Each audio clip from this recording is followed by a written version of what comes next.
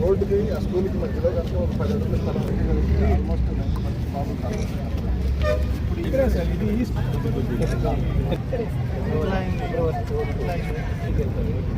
Night duty చేసుకొని దిగారు bike చేస్తారు బైక్ చేసుకొని వస్తా ఉంటే నైట్ సౌండ్ వాళ్ళు మీడియం పక్క నుంచి వచ్చి రైట్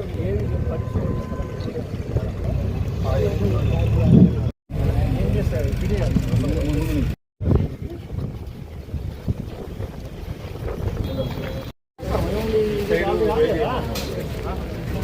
అవును మోటార్ సైకిల్ కారు టౌన్లో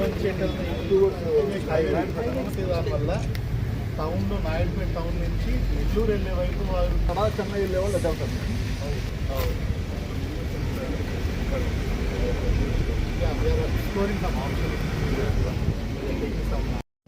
నాయుడుపేట వెళ్ళే వాళ్ళు వస్తే నాయుడుపేట వెళ్ళే వాళ్ళు మాత్రం ఇది వాడుకోవాలి.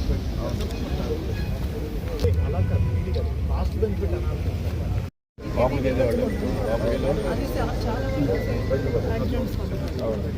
ఇక్కడ నుంచి వచ్చేవాడు సర్వీస్ రోడ్లో దిగి ఇటు నుంచి లోపలికి వెళ్ళాలి.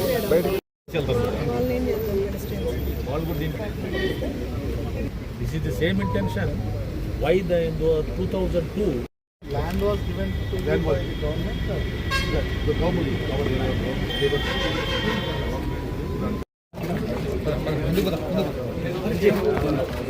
యంత్రాంగం ఒక వినూత్న కార్యక్రమం చేపట్టింది.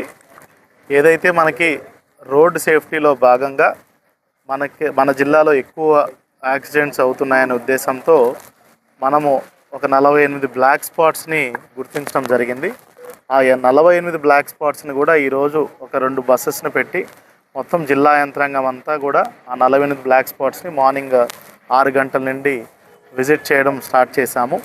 ప్రతి ఒక్క స్పాట్ని విజిట్ చేసి నేను ఎస్పీ గారు అదేవిధంగా మిగతా లైన్ డిపార్ట్మెంట్స్ అనేటువంటి ఎన్హెచ్ అండ్ ఆర్ఎండ్బి, Panchayati Raj, municipal administration, revenue, transport అందరూ కూడా అక్కడ ఎందుకు యాక్సిడెంట్స్ ఎక్కువ అవుతున్నాయి అనేది ఆలోచించి అక్కడ లోకల్ ఇన్పుట్ కూడా తీసుకొని ఫీల్డ్ విజిట్స్లో చూసుకొని అక్కడ ఎటువంటి మెజర్స్ తీసుకోవాలి, టెంపరీ మెజర్స్ కానీ పర్మనెంట్ మెజర్స్ కానీ చర్చించి ఇమ్మీడియట్గా నెక్స్ట్ 50 రోజుల్లో అక్కడ తీసుకోవాల్సినటువంటి టెంపరీ మెజర్స్ అన్నీ కూడా రంబుల్ స్ట్రిప్స్ కానీ, సిగ్నల్ లైట్స్ కానీ, ఇల్యూమినేషన్ కానీ, అదేవిధంగా ఏదన్నా బ్లింకర్స్ కానీ, ఏదన్నా ప్యాసింజర్ బ్లాక్ రైల్స్ కానీ ప్యాసింజర్ అటు ఇటు వెళ్లకుండా ఇట్లా అన్ని చర్యలు ఏం తీసుకోవాలో అక్కడ తీసుకోవాల్సిన చర్యలన్నింటినీ కూడా మనం నెక్స్ట్ 50 డేస్లో కంప్లీట్ చేసుకొని పర్మనెంట్ మెజర్స్ ఏదైనా ఉంటే వాటిని కూడా నెక్స్ట్ 6 months నుంచి 1 yearలో చేసే విధంగా కూడా చర్యలు తీసుకుంటున్నాం.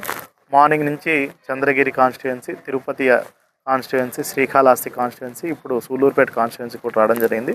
సూలూరుపేట నియోజకవర్గంలో గౌరవ సూలూరుపేట శాసనసభ్యురాలు గారు కూడా డాక్టర్ నెలవల విజయశ్రీ గారు కూడా పార్టిసిపేట్ చేయడం జరిగింది. ఇప్పుడు మనం ప్రస్తుతానికి హోలీ క్రాస్ జంక్షన్ ఏదైతే చాలా క్రిటికల్ జంక్షన్ ఇక్కడ సూలూరుపేట టౌన్ ఎంట్రన్స్లో ఇక్కడ నుంచి వేలాది మంది రోజు శ్రీ సిటీలో పనిచేసే వాళ్ళు కానీ, ఇతర ఇండస్ట్రియల్ పార్క్లో నాయుడుపేటలో పనిచేసే వాళ్ళు కానీ, చుట్టుపక్కల ఇండస్ట్రీస్లో పనిచేసే వాళ్ళు కానీ చాలామంది రోజు తరచుగా ఈ హోలీ క్రాస్ జంక్షన్ని క్రిస్ క్రాస్ చేస్తూ ఉంటారు.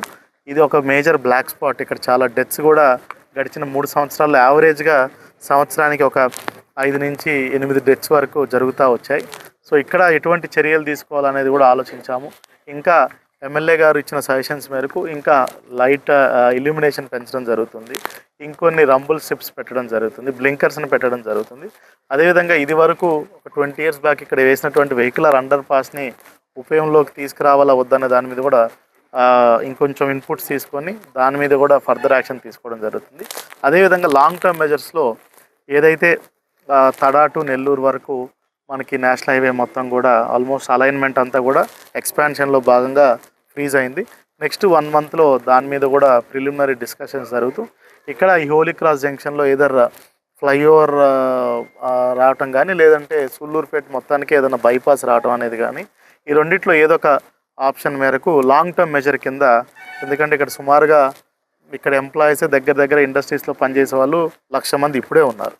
దాన్ని రానున్న కాలంలో కూడా 2 లక్షలకు పెరిగే అవకాశం ఉంది. కాబట్టి అదేవిధంగా ఇక్కడ తరచుగా సూళ్ళూరుపేట ప్రజలందరికీ కూడా ఎటువంటి ఇబ్బంది లేకుండా ఈ మెజర్స్ అనేది ఈ బస్సు యాత్రలో భాగంగా తీసుకోవడం జరుగుతుంది.